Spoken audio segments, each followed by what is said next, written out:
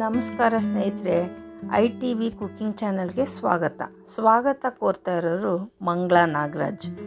ಈ ದಿನ ಹೆಸರುಬೇಳೆ ಶಾವಿಗೆ ಅಕ್ಕಿ ಹಾಕಿ ಪಾಯಸ ಮಾಡೋದು ಹೇಗೆ ಅನ್ನೋದನ್ನು ನೋಡೋಣ ಬನ್ನಿ.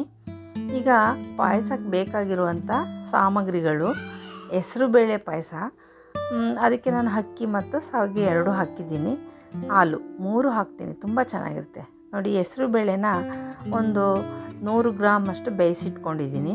ಬೆಲ್ಲ, ಶಾವಿಗೆ, ಅಕ್ಕಿನ ಹುರಿದು ನೆನೆಯಾಕಿಟ್ಟಿದ್ದೀನಿ, ದ್ರಾಕ್ಷಿ, ಗೋಡಂಬಿ, ಕಾಯಿ ಮತ್ತು ಏಲಕ್ಕಿ, ಹಾಲು.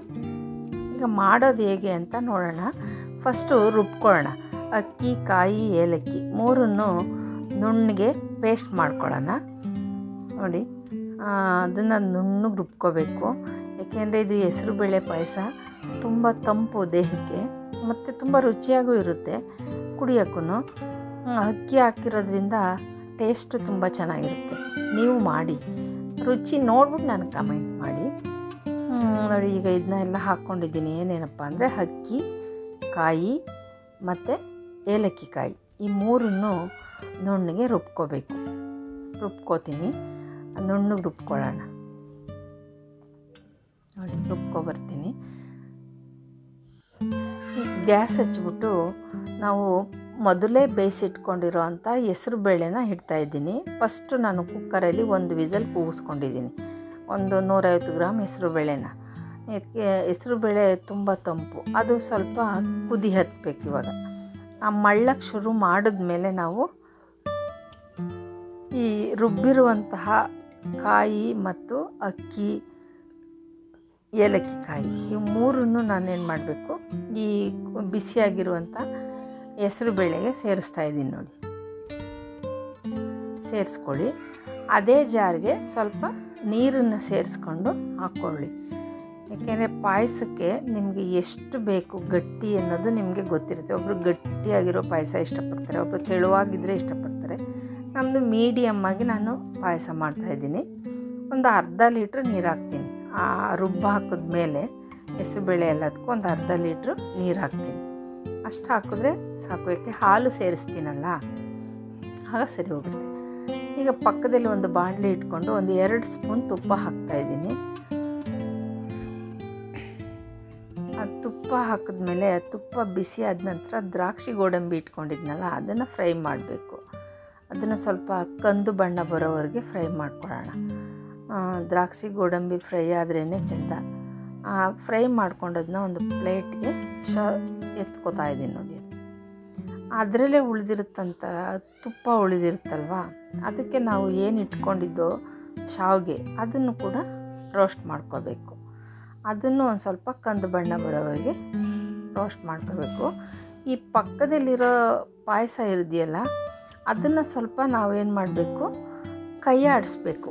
ಯಾಕೆ ಅಂದರೆ ಅದು ತಳ ಹಿಡಿಯೋ ಚಾನ್ಸ್ ಉಂಟು. ಯಾಕೆಂದರೆ ಅಕ್ಕಿ ಹಾಕಿರ್ತೀವಲ್ಲ, ಆದ್ದರಿಂದ ತಳ ಹಿಡಿದು ಬರುತ್ತೆ. ಹಾಗಾಗಿ ಸ್ವಲ್ಪ ಕೈ ಆಡಿಸ್ಕೊಂಡ್ರೆ ನಮಗೆ ತಳ ಹಿಡಿಯಲ್ಲ. ಈಗ ಶಾವಿಗೆನ ರೋಸ್ಟ್ ಮಾಡ್ಕೊಳ್ಳೋಣ. ರೋಸ್ಟ್ ಮಾಡಿಕೊಂಡು ಇಟ್ಕೋಬೇಕು. ಅದನ್ನ ಇನ್ನೊಂದು ಸ್ವಲ್ಪ ಬಿಸಿ ಇರುತ್ತಲ್ವ, ಹಾಗೆ ರೋಸ್ಟ್ ಮಾಡ್ಕೊಳ್ಳೋಣ. ಈ ಶಾವಿಗೆ ಎಲ್ಲ ರೋಸ್ಟ್ ಆಗಿದೆ. ಈಗ ಬೆಲ್ಲ ಹಾಕೋತಾ ಇದ್ದೀನಿ. ಬೆಲ್ಲ ರುಚಿಗೆ ಎಷ್ಟು ಬೇಕೋ ಅಷ್ಟು ಹಾಕ್ಕೊಳ್ಳಿ. ನಾನು 1 ಉಂಡೆ ಬೆಲ್ಲ, ಅದರಲ್ಲಿ 3/4 ಹಾಕ್ಕೊಂಡಿದ್ದೀನಿ. ಸ್ವೀಟ್ ಜಾಸ್ತಿ ತಿನ್ನೋರು ಬೆಲ್ಲ ಹಾಕ್ಕೋಬೋದು ಪೂರ್ತಿ. ಕಡಿಮೆ ಸ್ವೀಟ್ ತಿನ್ನೋರು ಸ್ವಲ್ಪ ಬೆಲ್ಲ ಕಮ್ಮಿ ಹಾಕ್ಕೊಂಡ್ರೆ ಒಳ್ಳೆಯದು. ನಾವು ಸ್ವಲ್ಪ ಕಡಿಮೆ ಸ್ವೀಟ್ ತಿನ್ನೋದ್ರಿಂದ ಬೆಲ್ಲ ಕಡಿಮೆ ಹಾಕಿದ್ದೀನಿ. ನೋಡಿ, ಈಗ ಅದು ಕುದೀತಾ ಇದೆ. ಒಂದು 5 ನಿಮಿಷ ಚೆನ್ನಾಗಿ ಕುದಿಬೇಕು. ಏಕೆ ಅಕ್ಕಿ ಎಲ್ಲ ಹಾಕಿರೋದ್ರಿಂದ ಕಾಯಿ ಎಲ್ಲ ಇದು ಮಾಡಬೇಕು. ಈಗ ಹಾಲು ಸೇರಿಸ್ತಾ ಇದ್ದೀನಿ. ಒಂದು 1/4 ಲೀಟ್ರಷ್ಟು ಹಾಲನ್ನ ಸೇರಿಸ್ತಾ ಇದ್ದೀನಿ. ಅದು ಬಿಸಿ ಮಾಡಿ ಇಟ್ಕೊಂಡಿದ್ದೆ, ಕಾಯಿಸಿಟ್ಕೊಂಡಿರುವಂಥ ಹಾಲನ್ನ ಸೇರಿಸ್ತಾ ಇದ್ದೀನಿ.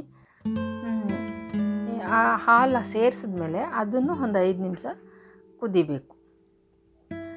ಈಗ ಹುರಿದಿಟ್ಕೊಂಡಿರುವಂಥ ಶಾವಿಗೆನ ಸೇರಿಸ್ಕೊಳ್ಳೋಣ. ನೋಡಿ, ಶಾವಿಗೆ ಸೇರಿಸ್ತಾ ಇದ್ದೀನಿ. ಈ ಹಾಲು ಹಾಕಿದ್ದೀನಲ್ವ, ಹಾಲು ಮತ್ತು ಇದ್ರ ಜೊತೆಲೇ ಅದು ಶಾವಿಗೆ ಏನು ಮಾಡುತ್ತೆ, ಒಂದು 5 ನಿಮಿಷ ಬೇಯಬೇಕಲ್ಲ. ನೋಡಿ, ಬೇಯ್ತಾ ಇದೆ. ಅದರಲ್ಲಿ ಬೇಯ್ಕೊಳ್ಳುತ್ತೆ ಶಾವಿಗೆ ಏನು ಸಪ್ರೇಟಾಗಿ ಏನು ರೋಸ್ಟ್ ಮಾಡಿರೋದ್ರಿಂದ ಬೇಗ ಬೇಯುತ್ತೆ. ದ್ರಾಕ್ಷಿ, ಗೋಡಂಬಿ ಕೂಡ ಸೇರಿಸ್ಕೊಳ್ಳೋಣ. ಒಂದು 5 ನಿಮಿಷ ಕುದ್ರೆ ಸಾಕು. ಅದು ಅದನ್ನೆಲ್ಲ ಮಿಕ್ಸ್ ಮಾಡ್ಕೊಬಿಡೋಣ. ಅದರಲ್ಲೇ ಒಂದು 5 ನಿಮಿಷ ನೋಡಿ ಆ ಥರ ಕುದೀತಾ ಇದ್ದರೆ ತಿರುಗಿಸ್ಕೋಬೇಕು ಚೆನ್ನಾಗಿ. ತಿರುಗಿಸ್ಕೊಂಡು ಕುದಿ ಆಗ್ತಾಯಿದೆ ನೋಡಿ, ಪಾಯಸ ರೆಡಿ ಆಯಿತು. ತುಂಬ ಚೆನ್ನಾಗಿರುತ್ತೆ, ದೇಹಕ್ಕೆ ತಂಪು. ನಮ್ಮ ಅಕ್ಕ ತುಂಬ ಚೆನ್ನಾಗಿ ಮಾಡ್ತಾರೆ, ಅವ್ರ ತವೇ ನಾನು ನೋಡ್ಕೊಂಡು ಕಲ್ತಿದ್ದಿದ್ದು. ನೀವು ಮಾಡಿ ನೋಡಿ, ಟೇಸ್ಟ್ ನೋಡಿ, ಕಮೆಂಟ್ ಮಾಡಿ.